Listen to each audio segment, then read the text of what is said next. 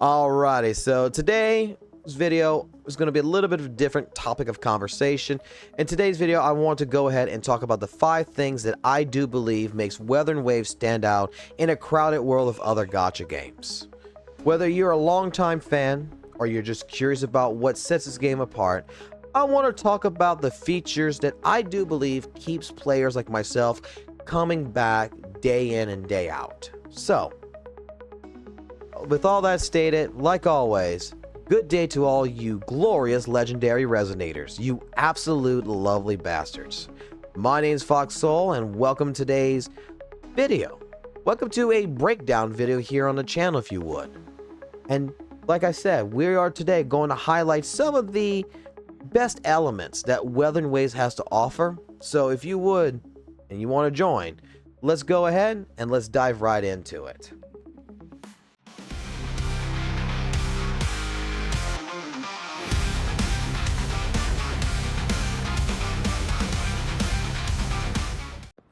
Alright, so the first thing we're going to end up talking about is WuthringWaves' stunning visuals and art style. In my personal opinion, the game world itself is a beautiful game. It's beautiful. From its atmosphere, from its detailed textures and its lighting, each area gives a unique setting that feels very much immersive.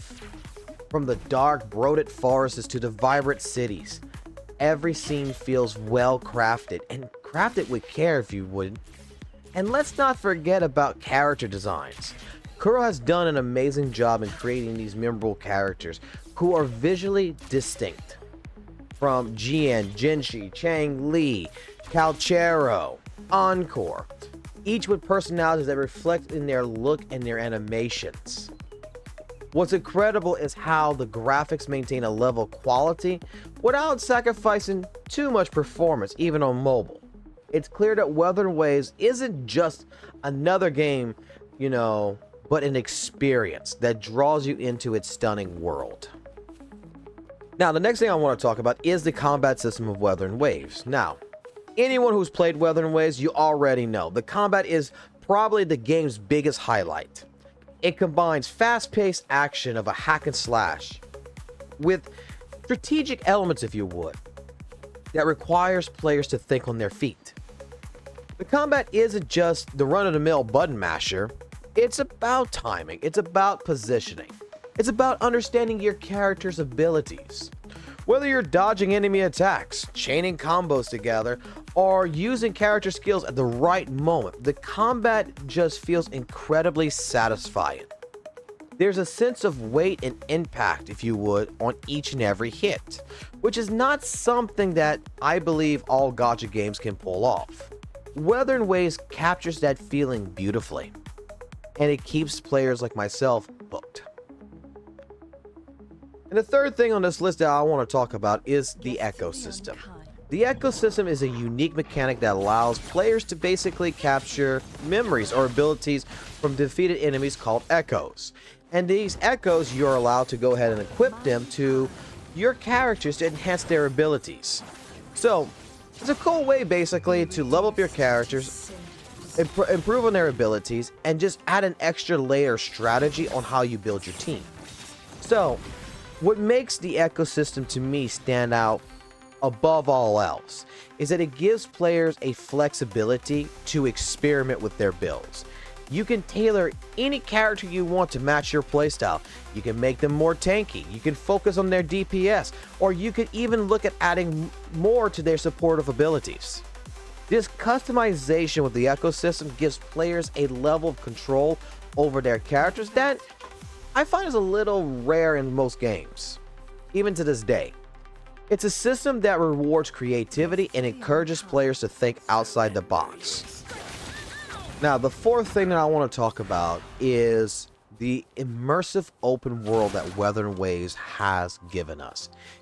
And with its complete dynamics, WuthringWaves does a fantastic job of making you feel like you're part of a living, breathing world.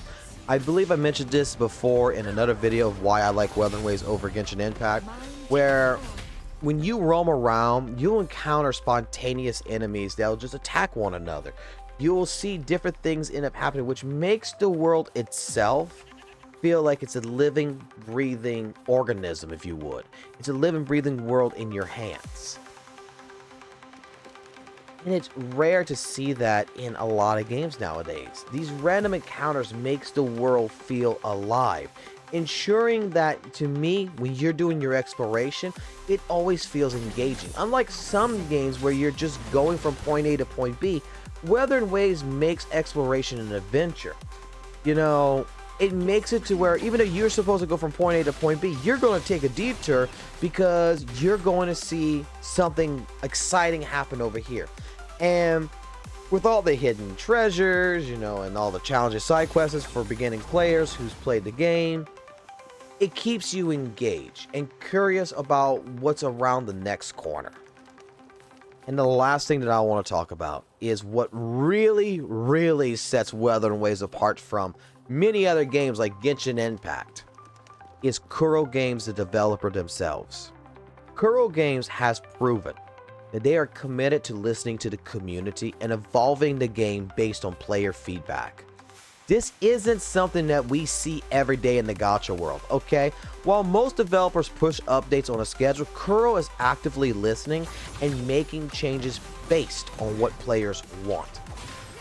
From the quality of life updates to tweaking game mechanics or adjusting some of the characters' abilities, Kuro is consistently showing that they're not only creating a game, they're creating a partnership with their players. So, with recent updates that have shown that they've been willing to make significant changes, if you would, to help improve the overall experience. We're talking about regular adjustments that makes the game more enjoyable and ensuring that WutheringWaves can grow within this community.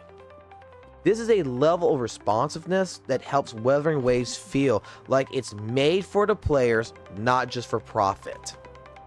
It's refreshing to me to see a company that isn't just releasing a new character and cashing in, basically. They're not giving us just rerun events. They're investing in this game's future and responding to all the feedback as best as they possibly can. And it gives us as players confidence that WutheringWaves will keep getting better over time, and it makes the game worth sticking around right now for the long term. So there you have it. These are the things that I do believe makes WutheringWave an experience that is worth diving into. Whether it's the breathtaking visuals that you'll see, the strategic ecosystem, or even Kuro's commitment to the community. There, I believe, is something here for everyone. And with future updates and features likely in the pipeline that we know about, who knows what WutheringWaves will have next? What is it going to evolve into? So, with all that being stated, I'll end the video here and I'll just say it like this, guys. What are your favorite things about WutheringWaves? Drop that down in the comments below. Let's get that conversation going. And like always, don't forget to like, subscribe, hit that notification bell for more content if you would. Come join us on our streams, join our Discord. And until next time, keep it classy, keep it jazzy, and always keep it real. And I'll catch you on the flip side. Peace.